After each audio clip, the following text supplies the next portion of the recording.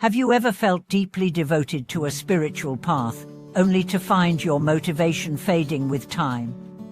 Have you started out full of energy, meditating, chanting, studying, only to find yourself questioning the point of it all later on? If so, you're not alone.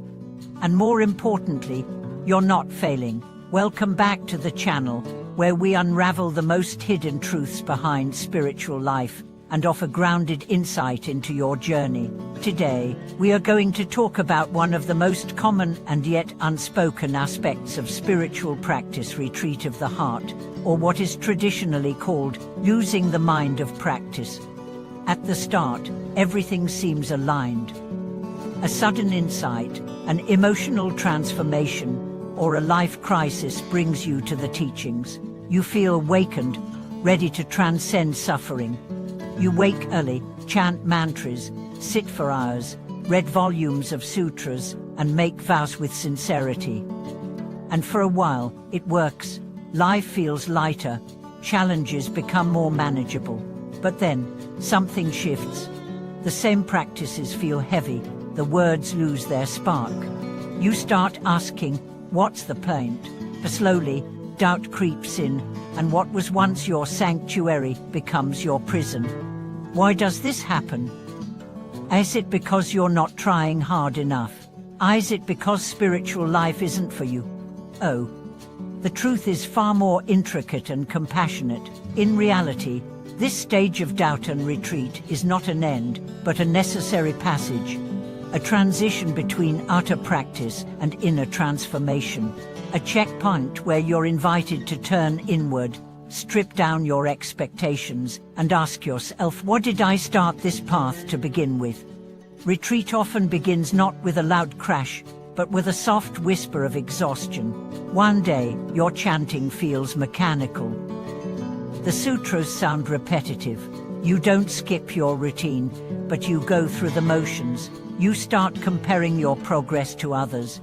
You wonder why others have visions, while you struggle to stay awake during meditation. The mind becomes a battlefield, your heart a courtroom of self-judgment. And before you know it, the voice of surrender is louder than the voice of devotion.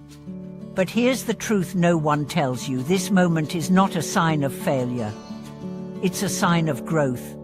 Let's take the story of a practitioner we'll call Yan Sheng. When he began his path, he was fervent.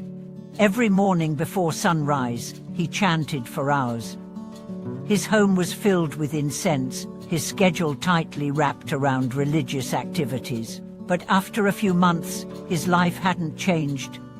His job still drained him, his health was still frail. His mind was still full of worry. That's when the questions began. If I'm doing everything right, why do I still feel warm? He thought he was doing something noble, but in truth, he was trading effort for expectation, hoping that devotion would bring reward, that suffering would automatically dissolve.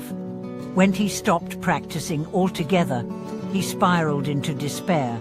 It was only much later, during a retreat in silence, that he read a line that shook him awake. True retreat does not come from pain outside, but from attachment inside. That's when it hit him.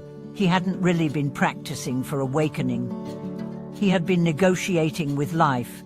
I'll do this, so life will do that. That's not devotion. That's transaction. We're all conditioned this way. Even our spiritual practice is shaped by subconscious desires for improvement, gain, and control. But the sacred path was never about trading rituals for blessings. It was always about surrender. It was about burning the blueprint of what I want to happen and embracing what is. When your practice begins to fail you, it's not because the practice is broken, it's because the version of you that began the practice is ready to dissolve.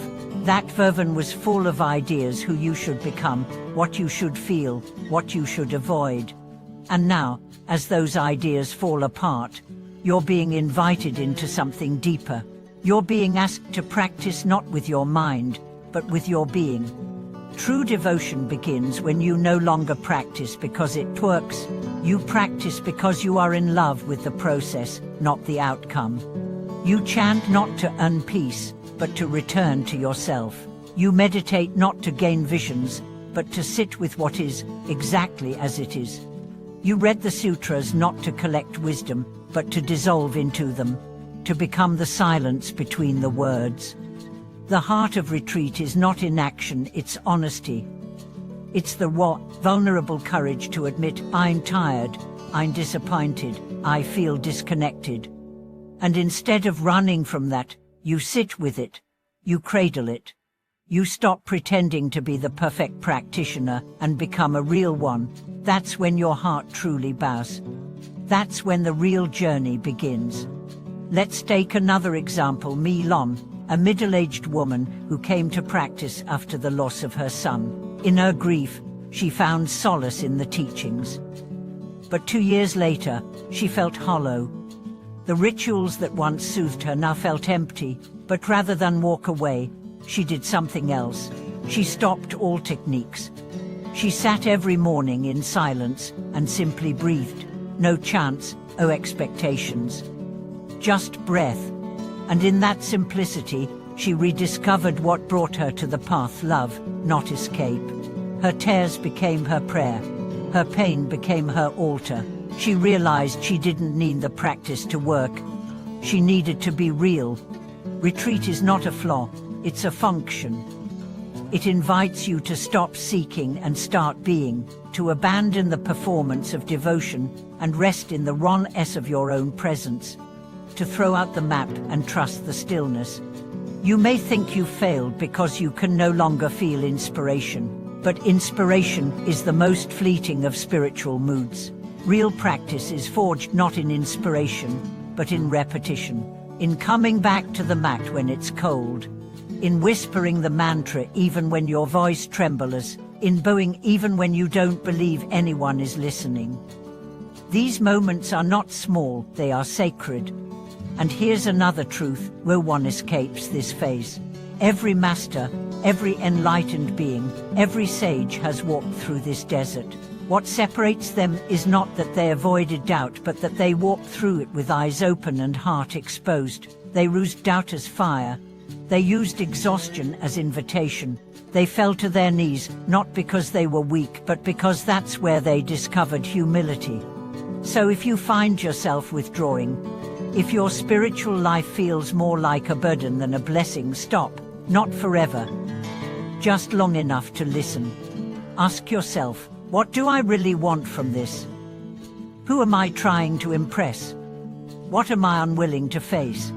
Then return, not to the exact same practices, but to the place inside you that called you here in the first place, to the ache for truth, the hunger for meaning, the longing to remember who you really are.